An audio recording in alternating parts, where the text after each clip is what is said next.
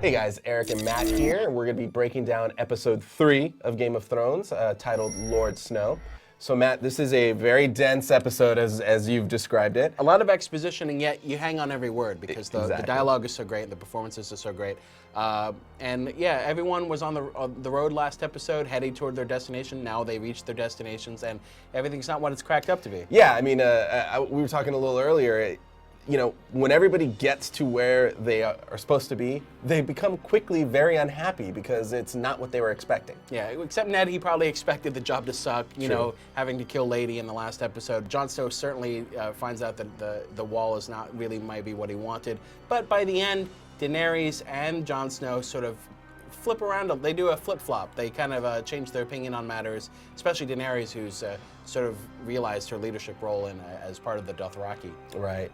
Well, let's start in King's Landing and then move north. We get introduced through Ned, through his presentation as the King's Hand, to a number of new characters. Right. Littlefinger, Varys, the King's Council, and King's Landing itself, very different from Winterfell. Lots of sun, lots of vegetation, shot in Malta. It's got this sort of very elsewhere feel to it. And then Ned also finds out that the kingdom is millions of coin in debt, and he kind of figures out what a sloppy King Robert's become. And then we also found out a little bit more about Jaime Lannister from scenes that aren't even in the books. Right, right. A little bit more about, and they're really setting him up as the villain. I mean, we've already kind of sense of this, but man, they are building him up as a bad guy. So let's move, to Winterfell and the Wall, I guess, because in both locations we get a lot of backstory about winter. We've been hearing winter is coming, but now we start to realize what that statement actually means. Exactly. Well, we, the audience, we have the luxury of having seen the first scene of the series with the White Walkers. Everyone else, mostly in Westeros, thinks the Night's Watch is, except for maybe in Winterfell, but they think the Night's Watch is a bit of a joke. They don't believe there are monsters on the other side of the wall. But we get a couple speeches, one from Bran's nurse to Bran, who's woken up but is now paralyzed, about mothers having to smother their children to keep them from freezing to death because these winters have 100 feet of snow and they last for decades. And then Benjen talking to Tyrion, telling him that there are horrors beyond the wall and you've never been beyond the wall, so you can't really say. And Peter Dinklage, of course, is Tyrion. Fantastic performance, and if he doesn't get an Emmy nod, I'll eat my hat, my imaginary hat.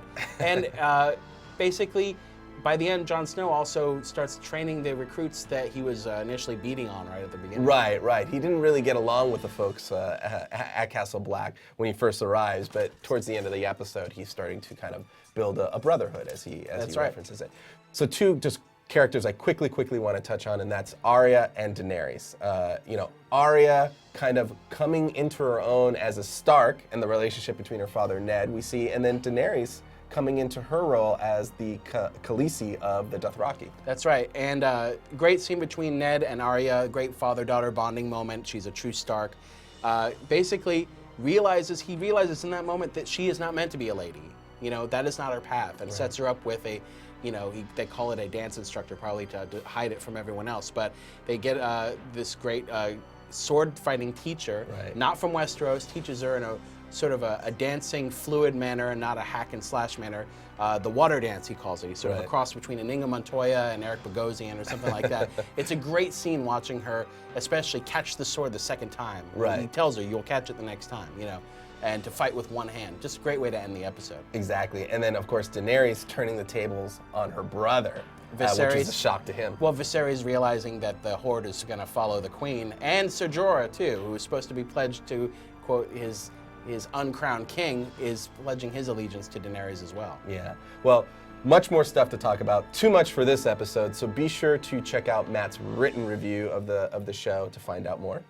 And we want to know what you thought about Lord Snow, too, so leave your comments on the boards below. It is known. Thanks.